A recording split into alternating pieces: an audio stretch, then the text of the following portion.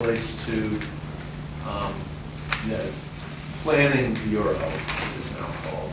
This just would add this phrase, under the direction of the Commissioner of Development, or as it is now, Planning Development.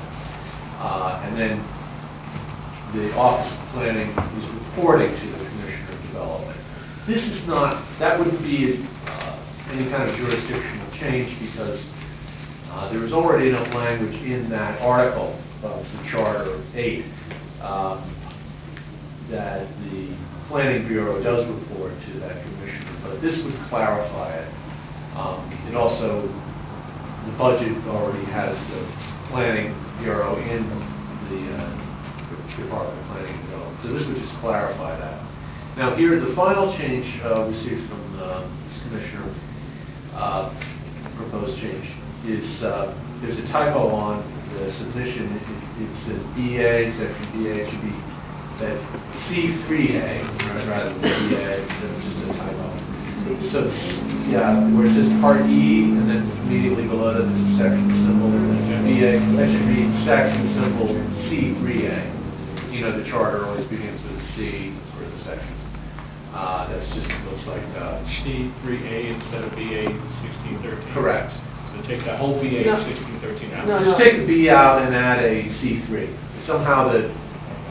So C3A-16. Yeah, somehow the C3 looked like a B to somebody. Okay. And then, and what this is it's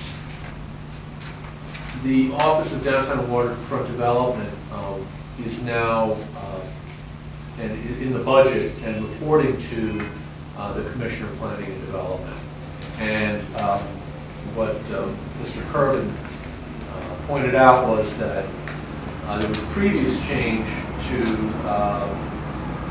the section on the preceding page in the last charter revision commission, making an equivalent change as to that office, which is the office of, I'm going to get the exact name, pardon me, here it is. The Economic Development Organization was is also under that department now. So while this isn't really the jurisdictional change, because as a practical matter, the Office of Downtown Waterfront is already reporting to the Commissioner of Planning and Development, and it's in their budget as is the Economic Development Organization. This would just clarify it, and it seems particularly useful to do that because that's in a different article of the charter as well.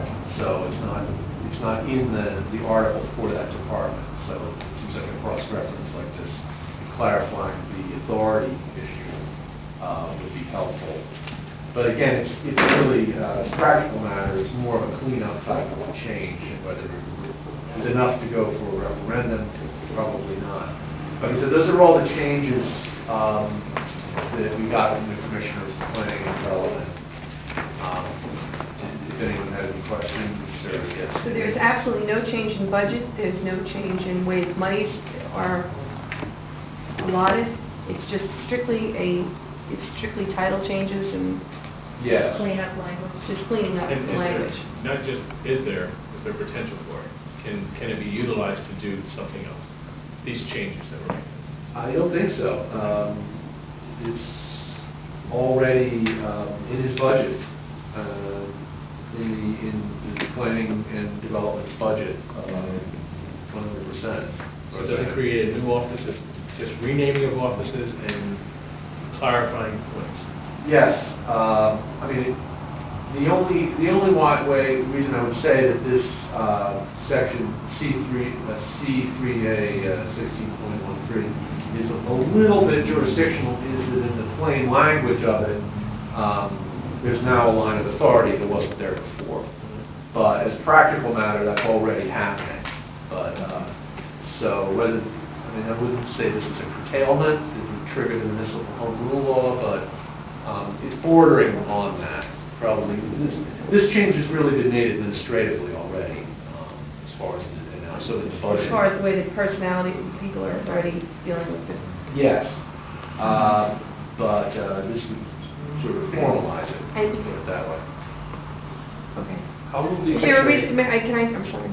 Is there a reason that you want this to go before, that you want to change it in the charter through us rather than through the city council? Well, that's a good question, and I was looking into that. I don't think... Because it that- seems like, excuse me, I don't like to put things, I don't feel things should go on the referendum for the ballot unless it's really specific. I mean, if it's just a changing of he, she to it or something, I think it confuses the general public, is that it makes it a bigger issue. I don't like to put issues on the ballot unless I think they're, fairly meaty. But I don't think... We don't have a rule about this, but we've tended to, again, those that have been in past commissions have tended to say if something could happen at the city council level without a referendum, we feel it should, and these administrative changes have been ones we've asked to be attended to in that manner. Yeah, I agree. And in the past, the reports I read, that's what this commission has done. So, yes, the city council can do it and is willing to do it, and that makes a lot more sense. It might be something for us to discuss, to decide whether we think it's a referendum issue versus a... Absolutely, yes. Any other questions about it before we decide whether or not we want to take it on, or we do want to make that type of a recommendation? Yes, how would these changes affect the changes that are going on in downtown Yonkers, the changes that are going on at the waterfront in terms of all the reconstruction and so forth? Does it change power structures at all? I don't think so. From what the commissioner told me today, this is already a reality that these offices are reporting to the Commissioner of Development, of Planning and Development. So it's not a substantive change in itself. It's just formalizing a change, as far as I can see, been made administratively, or was all along, I believe, this office has been reporting to that commissioner. So, In plain language, what does the charter currently say who this person reports to? it doesn't say who this office reports to, but it's appointed by the mayor and Okay. serves at the pleasure of the mayor.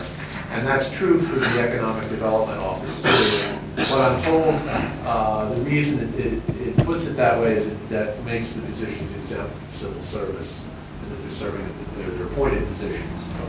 And that's why they wanted to leave them that way, but still clarify that the offices are reporting to that commission. Right, well, the charter, that section where you gave it, says, under the general direction of the mayor, the commissioner of planning and development shall have supervision and control of the administration of the several bureaus and divisions of the department. Yes, that would apply to the bureaus and divisions that are in that article, Mhm. but these two are not in that article. They're not there. Okay, no, However, as a, for but they practical already reasons, report to him.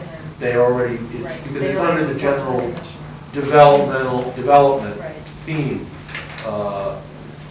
So that's the way they're running this now, and that's the way it's being budgeted as well. One of the things we asked for clarification last year was that things that came from people who report to the mayor, that we get clarification that the mayor supports them. And so this is the commissioner, or we're under the assumption that this has been vetted by the mayor in terms of, because this is a shift in authority, at least in the charter. You're saying in practical, it's already shifted, the mayor's already done it. Yes. But we just want to make sure that the mayor